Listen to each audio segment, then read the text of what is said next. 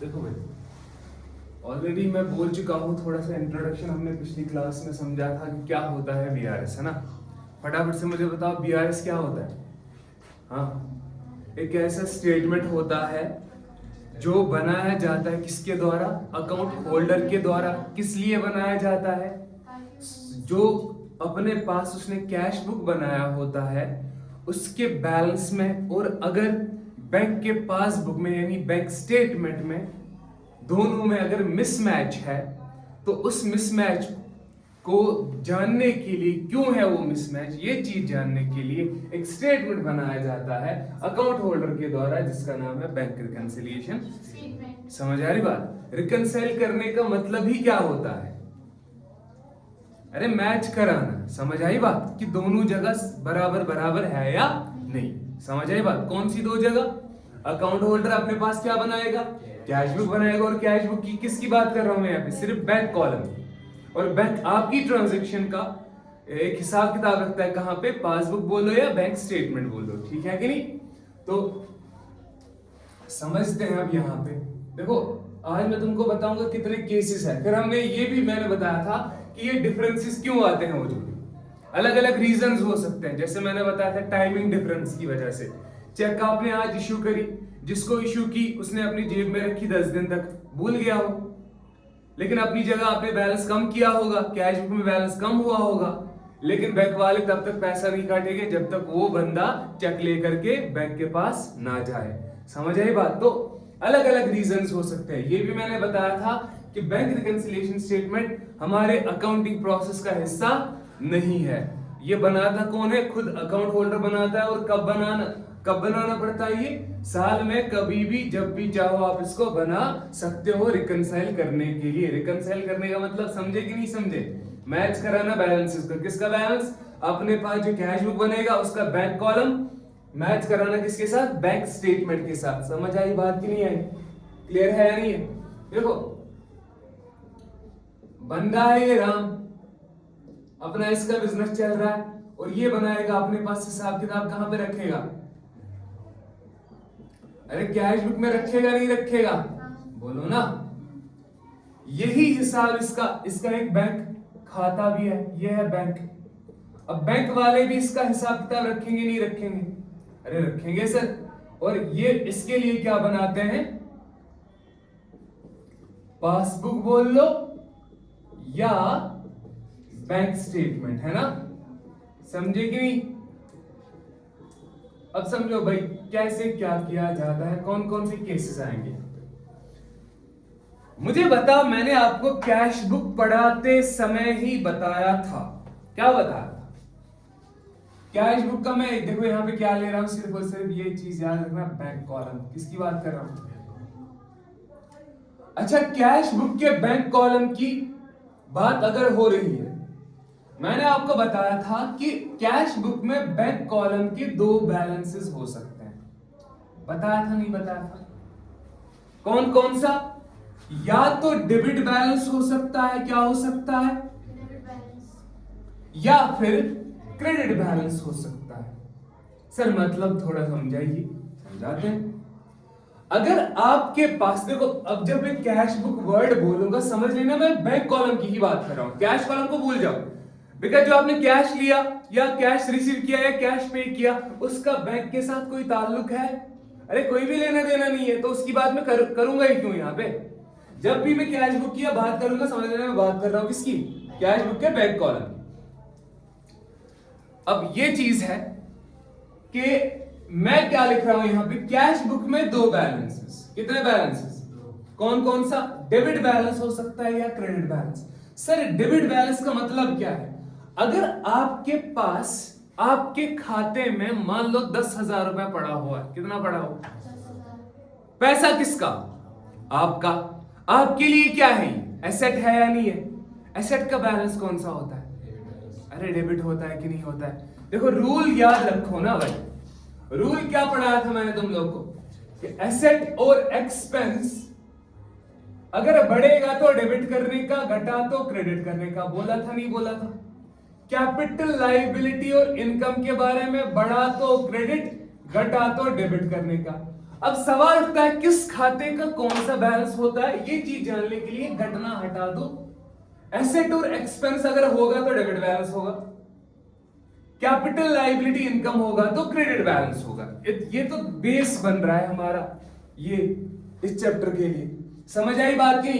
तो मैं क्या बोल रहा हूं, कैश बुक में अगर तुम्हारा 10,000 रुपए तुम्हारा पड़ा हुआ कैश बुक के लिए, ये तुम अपनी जगह बना रहे हो ना, तो तुम्हारे लिए वो 10,000 क्या है, एसेट है ना। एसेट है तो कौन सा बैलेंस होगा सर, डेबिट बैलेंस होगा। इसको भूल जाओ, होगा कि नहीं होगा। वो जो 10,000 रुपए पड़ा है कहां पे पड़ा है, तुम्हारे बैंक के खाते में, तो तुम्हारे लिए एसेट है कि नहीं।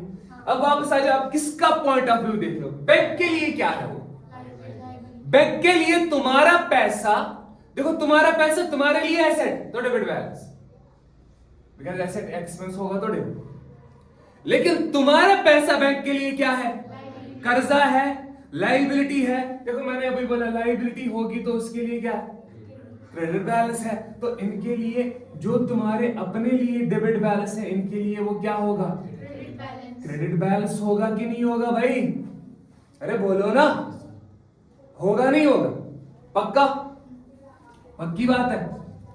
अब मुझे बता, ऐसा भी तो हो सकता है कि तुम्हारे, देखो करंट अकाउंट का आपको पता होगा कुछ, एक सेविंग अकाउंट होता है, एक करंट अकाउंट जिसमें आपको एक क्रेडिट लिमिट दी जाती है ना। मान लो आपके बैंक ने आपको क्रेडिट लिमिट दी है, मान लो 50,000 रुपए, कितना दिया है। अच्छा, ये क्रेडिट लिमिट का क्या मतलब क्या होता है, यानी इसका ये मतलब है अगर आपके खाते में शून्य बैलेंस भी है, उसके बावजूद आप 50,000 तक अपना कार्ड यूज कर सकते हो और पेमेंट कर सकते हो। लेकिन वो पैसा किसका होगा, क्या वो तुम्हारा खुद का है, नहीं है सर, फिर किसका है, बैंक का। अगर बैंक का है तो तुम्हारे लिए क्या है, अब तुम्हारे खुद के लिए क्या है, क्या तुम्हारा खुद का पैसा है, वो नहीं है सर, फिर किसका पैसा, बैंक का। अगर बैंक का पैसा है तुम्हारे लिए क्या है, लायबिलिटी है, तो बैंक में तुम्हारे लिए, अगर तुम्हारा पैसा नहीं है, नेगेटिव बैलेंस शो कर रहा है, तो क्या है वो तुम्हारे पॉइंट ऑफ व्यू से क्रेडिट है, बिकॉज वो तुम पे लायबिलिटी है। वापस आ जाए, वही पैसा जो तुम पे लायबिलिटी है, लेकिन बैंक के लिए वो लायबिलिटी है अब नहीं, वो तो बैंक का पैसा है, तो बैंक के लिए तो एसेट हुआ ना। तो बैंक के लिए एसेट क्या, एसेट क्या होगा फिर, डेबिट। तो बताओ भाई डेबिट बैलेंस होगा कि नहीं होगा, अरे पक्की बात है। तो कितने केसेस बने, कैश बुक का डेबिट बैलेंस और कैश बुक का क्रेडिट बैलेंस, पासबुक का क्रेडिट बैलेंस और पासबुक का डेबिट बैलेंस। तो मैं कह सकता हूं, समझना बात को, डेबिट बैलेंस को मैं यहां पे कैश बुक के डेबिट बैलेंस को मैं फेवरेबल बैलेंस बोल सकता हूं। फेवरेबल बोले तो किसके पॉइंट ऑफ व्यू से फेवरेबल, राम के पॉइंट ऑफ व्यू से, अकाउंट होल्डर के पॉइंट ऑफ व्यू से फेवरेबल बोल सकता हूं कि नहीं बोल सकता, बिकॉज राम का यहां पे डेबिट बैलेंस का मतलब राम का खुद का पैसा पड़ा है। अगर यहां पे ये फेवरेबल है तो यहां पे अकाउंट होल्डर के पॉइंट ऑफ व्यू से फिर से समझो, बिकॉज ये बनाता कौन है, अकाउंट होल्डर। अब खुद को अकाउंट होल्डर मान लो, अगर तुम्हारे खाते में पैसा पड़ा है तो डेबिट बैलेंस है, यानी फेवरेबल बैलेंस बोल सकता हूं कि नहीं बोल सकता। यही बैलेंस यहां आके क्या है, क्रेडिट बनता है कि नहीं बनता, फिर से अकाउंट होल्डर का, बैंक का पॉइंट ऑफ व्यू नहीं, अकाउंट होल्डर के पॉइंट ऑफ व्यू से यही क्रेडिट बैलेंस फेवरेबल है या नहीं है, अरे है या नहीं है। नहीं समझे बात को, समझे कि नहीं समझे, या दोबारा बताओ, पक्का आया समझ। तो यही अकाउंट होल्डर के लिए कैश बुक का डेबिट बैलेंस फेवरेबल होता है, लेकिन पासबुक का क्रेडिट बैलेंस फेवरेबल होता है। समझ आई बात, वापस आ जाओ। अब यहां पे क्या है, क्रेडिट बैलेंस है कि नहीं है। क्रेडिट बैलेंस कैश बुक का अकाउंट होल्डर के लिए क्या है, अनफेवरेबल है या नहीं है, यानी ये कर्जा है, कर्जा बोले तो अनफेवरेबल यानी नेगेटिव बैलेंस, अनफेवरेबल बैलेंस है या नहीं है भाई, बोलो ना। तो अकाउंट होल्डर के लिए यही अनफेवरेबल यहां पे क्या आके बनता है, डेबिट बनता है कि नहीं बनता। तो ये भी अकाउंट होल्डर के पॉइंट ऑफ व्यू से अनफेवरेबल है या नहीं है, अरे बोलो ना, अनफेवरेबल बैलेंस है या नहीं है। तो कितने केसेस बने अपने पास, 1 2 3 और 4, यही 4 केसेस तुमको पूरे चैप्टर में पढ़ने हैं। उसके बाद बीआरएस खत्म। समझ आई बात कि नहीं आई? ये फेवरेबल अनफेवरेबल वाला सिस्टम समझ आया? क्लियर है कि नहीं है? अब समझना ये, और एक और चीज, ये जो फेवरेबल है और ये वाला भी फेवरेबल है, इन दोनों के लिए सेम रूल लगता है। क्या लगता है? सेम रूल लगता है भाई। जो मैं रूल सिखाने जाऊंगा ना, आपको सिखाने जा रहा हूं ना, वो इन दोनों के लिए सेम लगता है। समझ आई बात? और इसके लिए जो रूल लगता है वो इन दोनों के लिए सेम रूल लगता है। समझ आई बात कि नहीं है? बिकॉज दोनों क्या है? दोनों क्या है? अनफेवरेबल। ये दोनों क्या थे? फेवरेबल। तो इन दोनों के लिए भी सेम रूल लगता है। बात समझ आई कि नहीं है? क्लियर है यहां तक? अच्छा मुझे भी एक चीज बताओ, एक वर्ड सुना होगा आपने, ओवरड्राफ्ट, है ना? ओवरड्राफ्ट क्या होता है? ओवरड्राफ्ट का मतलब, अगर आपके खाते में मान लो 1000 रुपए पड़ा है, कितना पड़ा है, लेकिन आपने 1000 से ज्यादा खर्चा किया, मान लो 1500 खर्च हो गए, 500 किसका खर्चा होगा? आपने बैंक का, बिकॉज 500 तो तुम्हारा था नहीं। तो तुम्हारा बैंक शो करेगा, तुम्हारा अकाउंट शो करेगा नेगेटिव बैलेंस, है ना, जिसको आपने अनफेवरेबल बोला। यहां पे अनफेवरेबल का ही एक और नाम है जिसको हम कहते हैं ओवरड्राफ्ट बैलेंस। क्या कह सकते हैं? ये बोलो या ओवरड्राफ्ट बैलेंस बोलो। क्या बोलो? Overdraft balance. ठीक है कि नहीं? इधर भी यहां पे ओवरड्राफ्ट बैलेंस। अब जिस नाम से भी पूछेंगे डरना नहीं है। मुझे बताओ यहां तक बात समझ आई कि नहीं आई? पक्की बात है? पक्का समझ आई बात कि नहीं है? चलो भाई इसको मिटा दूं मैं। पक्का?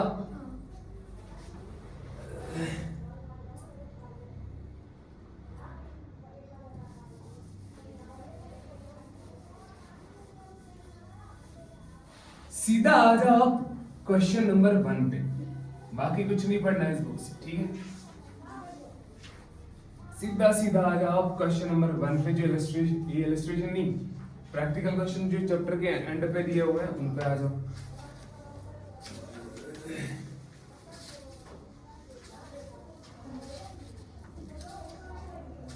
कौन सा पेज नंबर ये? हाँ तो कहाँ पे है इसका क्वेश्चन?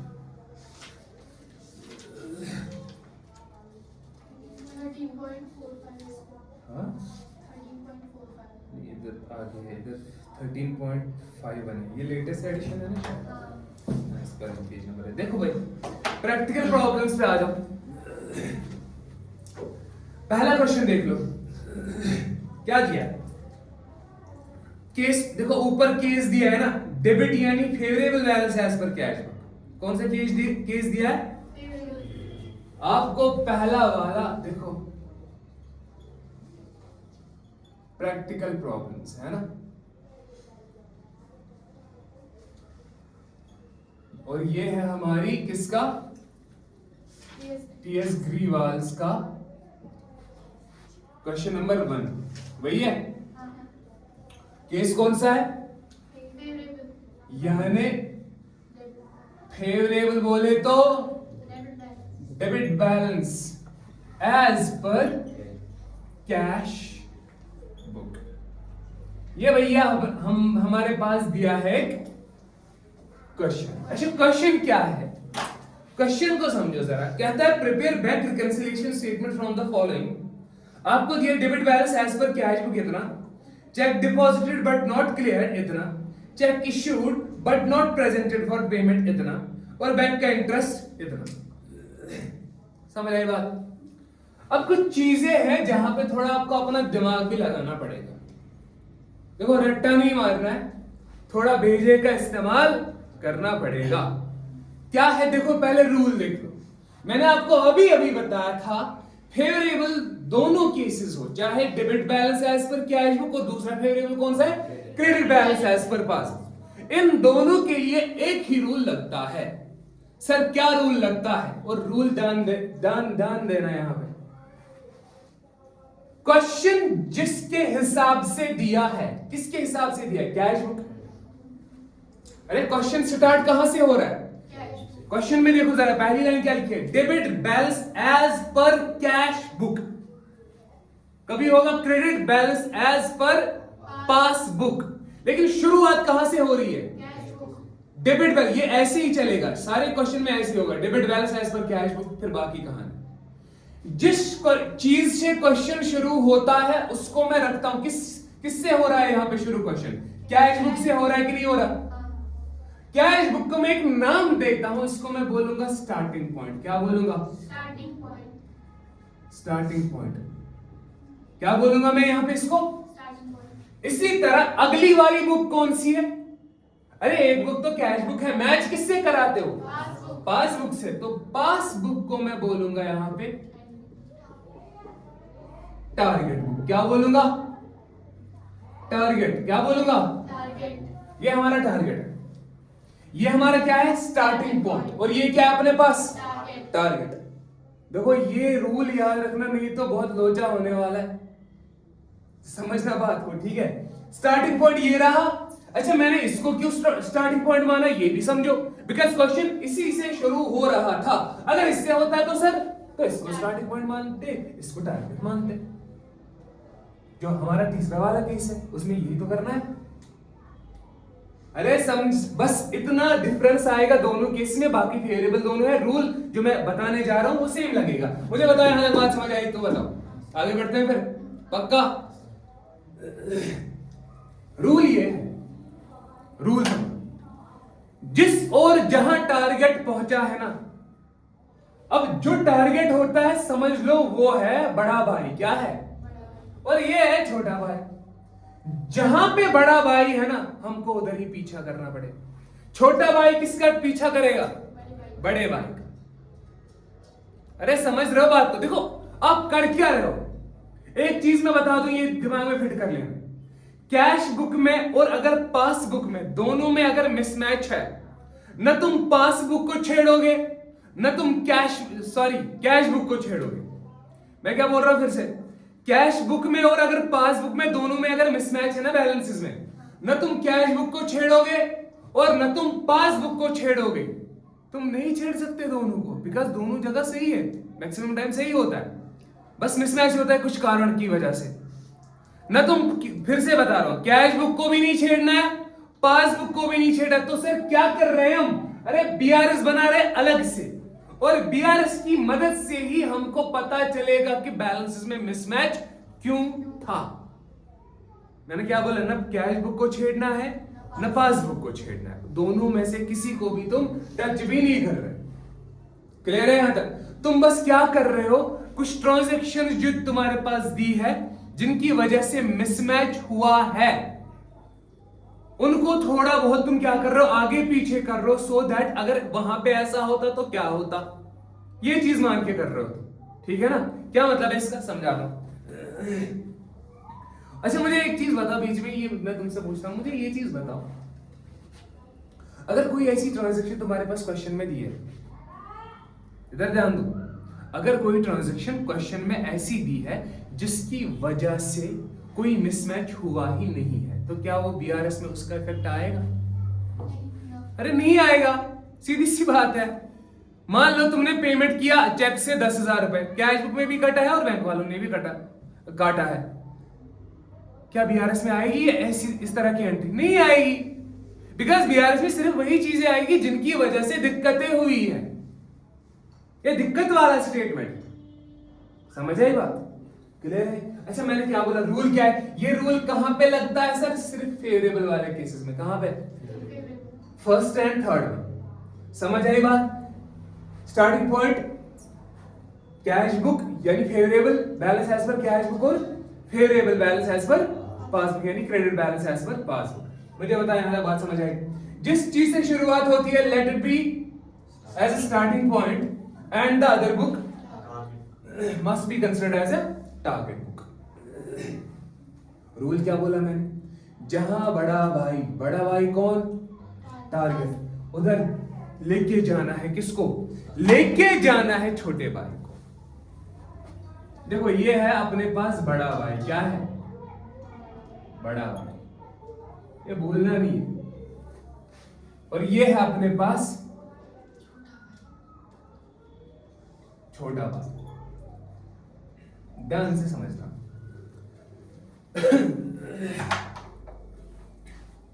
अब देखो बीआरएस बनता कैसे? एक दो तरीके हैं इसके पास अपने, ठीक है ना। बीआरएस ऐसे बनता है, ये दिख रहा है, इसमें पूरा दिख रहा है। हाँ। देखो एक तुम्हारा कॉलम बनेगा ऐसे ऐसे। देखो ये है तुम्हारा पर्टिकुलर्स, ये बनेगा तुम्हारा प्लस वाला कॉलम और ये माइनस वाला कॉलम। बाकी कुछ नहीं करना है। और ऊपर लिखना है तुमको बीआरएस एज एट किस दिन पे, वो डेट यहां पे लिखी जाएगी।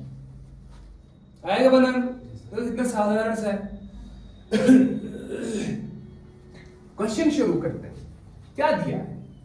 Debit balance as per cash book 30,000 रुपए। कितना दिया है?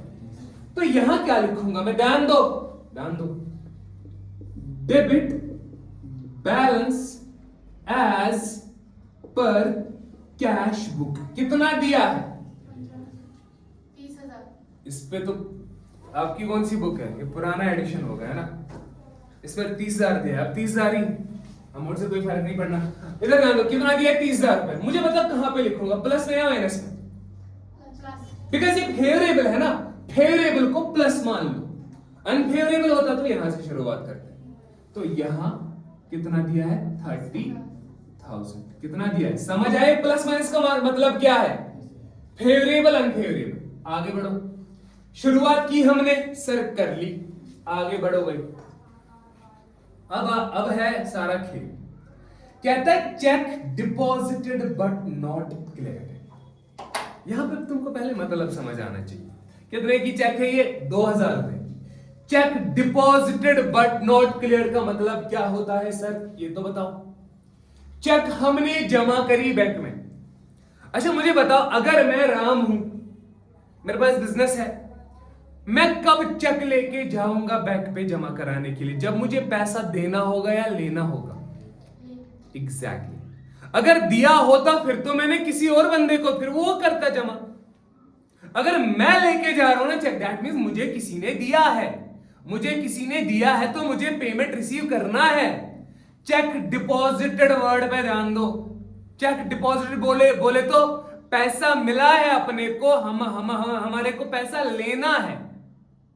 समझ आई बात की नहीं? तोतला बना दिया तुमने। तो पैसा लेना है अपने को। क्या लेना है? पैसा। क्लियर है कि नहीं? चेक डिपॉजिटेड का मतलब हमने चेक जमा की बैंक पे, यानी हमको पैसा मिलना है। कितना पैसा मिलना है? कितना पैसा मिलना? 2,000। लेकिन साथ में दिया चेक डिपॉजिटेड। चेक तो तुमने जमा करी but not clear. But not clear का मतलब क्या होता है सर? यानी बैंक ने अभी उसको क्लियर नहीं करा। क्लियर करने का मतलब अभी बैंक वालों ने तुम्हारे खाते में ट्रांसफर नहीं किया। मे भी कोई दिक्कत होती है, कभी चेक को 2-3 दिन लग जाते हैं, उसको कहते हैं चेक क्लियरिंग में गई है। क्या कहते हैं? चेक क्लियरिंग में चल रही है। तो समझ आई बात की नहीं आई? अब यहां पे क्या हुआ है, देखो क्या करना है इसका। यहां पे बस लिख रहा हूं मैं, ऐसे लिखना है तुमको। Check deposited but not clear. Short में लिखना है। सवाल था सिर्फ प्लस करे माइनस करे, लेकिन उस चीज के लिए हमको रूल लगाना पड़ेगा। अब रूल क्या है देखो, और हाथों पे ही ध्यान देना, सारा खेल हाथों का है। इस साइड क्या है तुम्हारा? Cash book. इस साइड क्या है तुम्हारा? पासबुक। अभी ये बैलेंस में चल रहे हैं। क्या चल रहे हैं? ध्यान देना। बराबर बराबर है, बराबर बराबर है। अरे बराबर है ना, पहले ही मानो बराबर। अब दिक्कत किसकी वजह से? Cheque deposited but not clear. Cheque तुमने जमा की, जब तुम बैंक पे गए होंगे, तुमने चेक दिया बैंक वालों को, घर आ गए, तुमने कैश बुक में क्या किया होगा? पैसा अरे बढ़ाया होगा, कैश बुक में बैलेंस बढ़ाया होगा ना, लेकिन क्या बैंक वालों ने भी बढ़ाया होगा? नहीं हुआ। क्या पहले बराबर बराबर था? ये कैश बुक, ये पास, ये स्टार्टिंग पॉइंट, ये टारगेट। कैश बुक में जब तुमने चेक जमा की, बैंक पे गए, कैश बुक में क्या किया होगा? बैलेंस बढ़ाया होगा कि नहीं बढ़ाया होगा? बोलो ना भाई, क्या किया होगा? बढ़ाया। मिसमैच है। देखो कैश बुक का बैलेंस कहां है? ऊपर है, इसका कहां? मैंने क्या बोला अभी? रूल क्या है? जिधर बड़ा भाई छोटे भाई को खींच के ले आओ नीचे। क्या करेंगे? देखो अब देखो बीआरएस में क्या करेंगे। कैश बुक में कुछ नहीं कर रहे तुम, ना तुम कैश बुक में कर रहे हो कुछ, उधर ऐसा ही बैलेंस दिखेगा, ना तुम पासबुक में कर रहे हो कुछ। लेकिन बीआरएस में खुद को संतुष्ट करने के लिए क्या करेंगे? जिधर बड़ा भाई उधर जाओ। बड़ा भाई कहां है? यहां पे। तो क्या करेंगे? क्या किया मैंने? क्या किया मैंने? क्या किया मैंने? माइनस किया ना, तो माइनस वाले कॉलम में लिख दो। बताओ भाई समझ आई बात कि नहीं आई? माइनस कितना? 2000 रुपए। अरे ये समझ आया? खेल समझ आया क्या है? आगे फिर से है एक और। Check issued but not presented for payment 3000। अब यहां पे चेक इश्यूड है। अगर मैं चेक इश्यू कर रहा हूं, दैट मींस मेरे को पैसा लेना है कि देना है? एग्जैक्टली मेरे को पैसा देना। तो तोड़ तोड़ के समझो बात को। चेक इश्यूड यानी पैसा देना है अपने को, but not presented. Sir but not presented का मतलब क्या है? कि मैंने इस बंदे को चेक दिया, इसने जेब में रखी, लेकिन बैंक के पास नहीं गया निकालने वही पैसे। तो क्या बैंक वाले मेरे खाते से पैसा काटेंगे? अरे नहीं काटेंगे ना। समझ आया कि चेक दिया, चेक इश्यूड, हमने पैसा देना है, हमने चेक दिया, पैसा दिया यानी चेक के द्वारा पैसा दिया, लेकिन जिस बंदे को दिया वो बैंक पे चेक को लेकर के नहीं गया। नॉट प्रेजेंटेड का मतलब नहीं लेकर गया। अब समझो वापस से, फिर से क्या था ये? Check issued but not presented. बोलो भाई क्या होगा? देखो फिर से, ये तुम्हारा रहा कैश बुक। इधर ध्यान दो भाई, ये है तुम्हारा टारगेट, कैश बुक, पासबुक। अब हुआ क्या? जब तुमने चेक इश्यू किया होगा, अपनी जगह तुम क्या बना रहे हो? कैश बुक बना रहे हो। तुमने कैश बुक में पैसा कम किया होगा? किया होगा, कम किया होगा ना। लेकिन बैंक वालों ने पैसा काटा? अभी नहीं ना काटा। मिसमैच है? हाँ सर है। क्या करोगे? जहां टारगेट है, जहां बड़ा भाई, उधर खींच के ले आओ। तो क्या करेंगे? क्या किया हमने? ऊपर लेके आए, बोले तो प्लस करने का, तो प्लस कॉलम में कितना लिखेंगे? 3000। बोलो भैया समझ आई बात कि नहीं? अब एक और पॉइंट है इसमें, बैंक इंटरेस्ट। सवाल उठता है सर इधर तो दिया ही नहीं कि बैंक इंटरेस्ट मिला है कि काटा है। देखो केस कौन सा है? फेवरेबल यानी तुम्हारा पैसा पड़ा है, तो बैंक तुमसे इंटरेस्ट लेगा कि तुमको देगा? एग्जैक्टली देगा, बिकॉज मेरा पैसा फेवरेबल वाला केस है, यानी इंटरेस्ट मिला है हमको। Cash book, passbook. जब बैंक इंटरेस्ट देगा, क्या बैंक का कोई मेंबर तुम्हारे घर आता है दरवाजे पर, भैया ये लो इंटरेस्ट का पैसा? फिर कैसे देता है? कैसे देता है? सीधा बैंक के खाते में ट्रांसफर करेंगे तो बैंक इंटरेस्ट बढ़ा दिया। अरे इधर ध्यान दो, बराबर बराबर था। जब बैंक इंटरेस्ट मिला तुमको, तो बैंक का बैलेंस बढ़ा होगा कि नहीं बढ़ा होगा? लेकिन तुमको भी नहीं पता। लेकिन जिधर बड़ा भाई उधर छोटे भाई को लेके जाओ। दैट मींस क्या करना है? एग्जैक्टली प्लस करना है। फिर से समझो, टाइम लगा तुम लोग को बताने में। कैश बुक, पासबुक, बैंक ने इंटरेस्ट दिया हमको, दैट मींस बैलेंस इधर बढ़ा। कहां पे बढ़ा? टारगेट में, पासबुक में। लेकिन मिसमैच है? मिसमैच है। मैंने क्या रूल क्या है? जहां टारगेट वहां पहुंचो, तो क्या करना है? प्लस करना है। कितना? कितना है? 200 रुपए। इधर पे कितना है? अरे 400 है इधर, 400। तो इसको क्या लिखोगे? इधर ध्यान दो, bank interest not entered in cash book. अभी कैश बुक में एंटर नहीं हुआ था। अब मुझे बता, टोटल कर लो फटाफट से। यहां पे कर लो भाई टोटल। इतना ही क्वेश्चन था, 2-3 ट्रांजेक्शन ही थी, बस मैं तुमको ये बेसिक समझा रहा था कि कैसे वर्किंग होती है इसकी। मुझे बताओ, अब प्लस वाले कॉलम, जो सेम कॉलम वाले हैं ना, टोटल जोड़ दो। 30,000 और 3,000 कितना बना? 33,400। तो 33,400 यहाँ पे लिखोगे अपने कॉलम में। 33,400 ये माइनस वाला है ना, घटा दो 2,000, घटा दो 2,000, कितना बचा 31,400, इतना ही था ना, अमाउंट सेम लिखा ना हमने। हाँ 33,400 में घटा दो कितना, टोटल आया ना, कितना अपोजिट वाला।